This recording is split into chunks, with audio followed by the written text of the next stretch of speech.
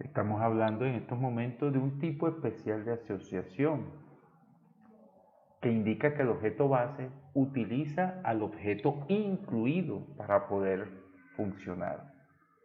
Si el objeto base desaparece, no necesariamente desaparecen los objetos incluidos. En sí muestra una relación todo y parte. También podemos agregar que este tipo de asociación tiene una connotación semántica muy definida, creo que la más definida, ya que presenta a una entidad como un agregado de partes. Esto en la orientación orientado objeto, un objeto agregado de otros objetos. En este caso, este es un ejemplo típico.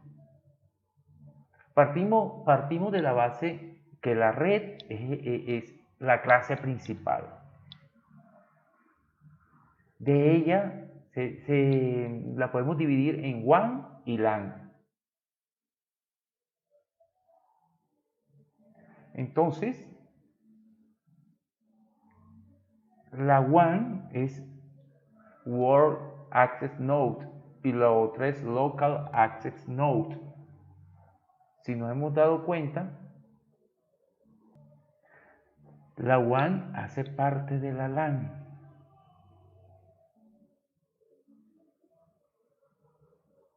¿Sí? Una computadora no necesariamente va a dejar de funcionar o de ser computadora si no tiene LAN. Ella igual funciona. Un hub también. Vamos más a la derecha. Tenemos un hard disk, mouse, monitor, CPU y teclado. Cada uno de ellos, si la computadora no está, dejan de funcionar, pero eso no significa que dejan de existir. Entonces, la parte, en este caso, conforman este todo. Entonces ya nos hemos dado cuenta qué nos quiere decir la asociación por agregación. Vámonos por composición. Vámonos a ir por composición. ¿Qué significa este ejemplo? La composición nos implica que los componentes de un objeto solo pueden pertenecer a ese solo objeto agregado, de forma que cuando ese objeto agregado es destruido, todas sus partes también son destruidas. Bueno, coloqué un ejemplo un poquito cruel en este tipo de asociación. La cabeza, el tronco y las extremidades hacen parte del todo del ser humano o el hombre. Si el hombre desaparece, estos tres elementos que hacen parte de él también. ¿Sí? El objeto incluido solo existe mientras exista el objeto base, mientras exista el hombre. El objeto base se destruye a partir del objeto incluido, pero no podría existir sin ellos. ¿Sí? Un hombre sin cabeza, sin tronco, extremidades. Bueno, hay que ir un poquito tranquilo porque de pronto le falta una extremidad y puede existir, pero si es el tronco o la cabeza, no va a existir. Los atributos. ¿Qué son los atributos en un modelo de clase?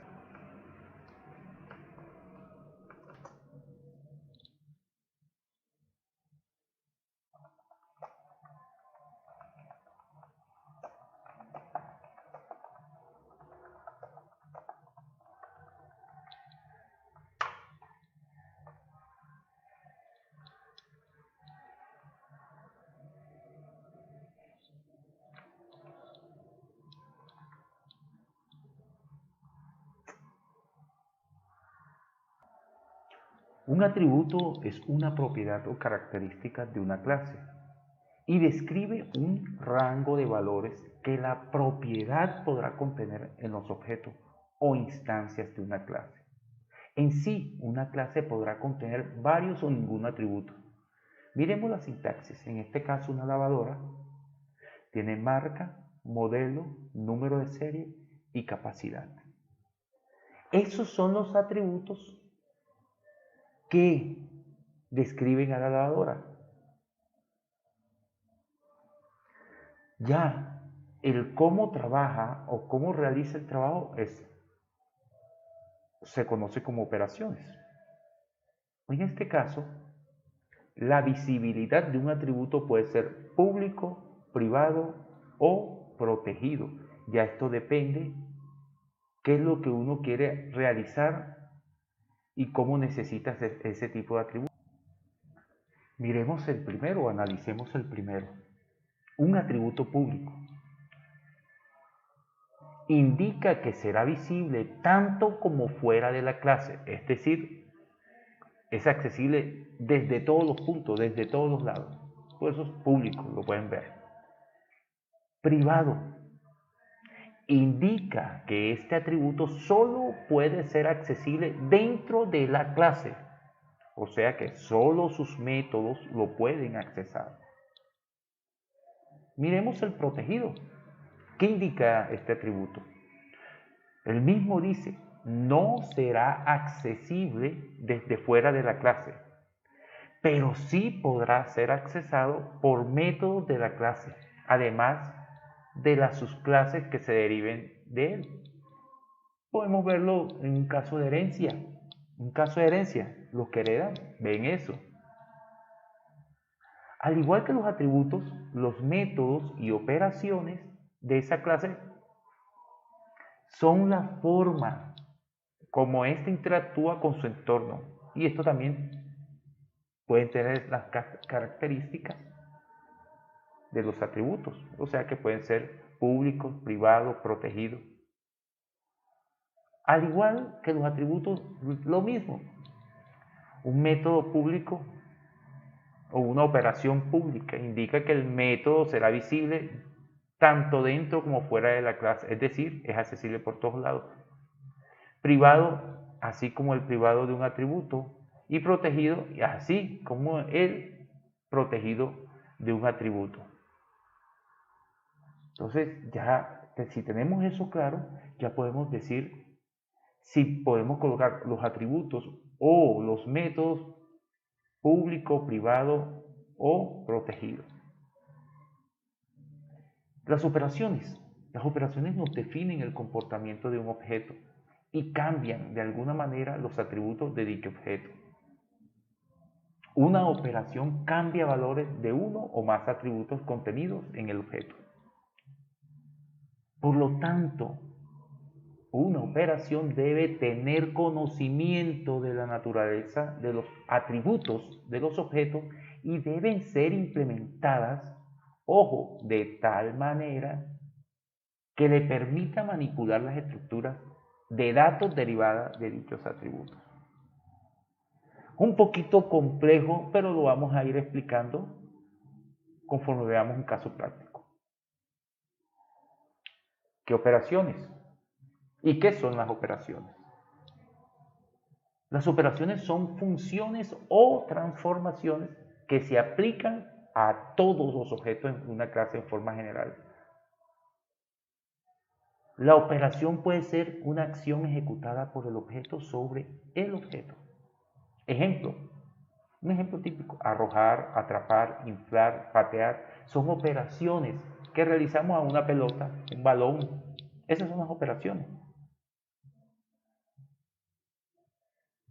Abrir, cerrar, ocultar y dibujar son operaciones que le podemos hacer a una ventana. Las operaciones deben ser únicas dentro de una misma clase, aunque no necesariamente para diferentes clases. Entonces, esas son las acciones. ¿Y cuándo las ejecuto? Cuando se dé el evento. O sea, cuando pateo, cuando me lanzan la pelota, cuando la atrapo, cuando me la están lanzando. Miremos acá en líneas generales cómo funciona. El nombre de la clase va en la parte superior, los atributos van al centro y las operaciones que hace esa clase van en la parte final. Entonces las operaciones son los métodos. Aquí lo vemos. Está el pedido y una fecha. ¿De quién depende el pedido? De la fecha. Por eso la fecha la está apuntando. Depende de la fecha. Si no hay una fecha, no hay un pedido. O el pedido puede existir, pero sin fecha. Ahora seguimos con las operaciones.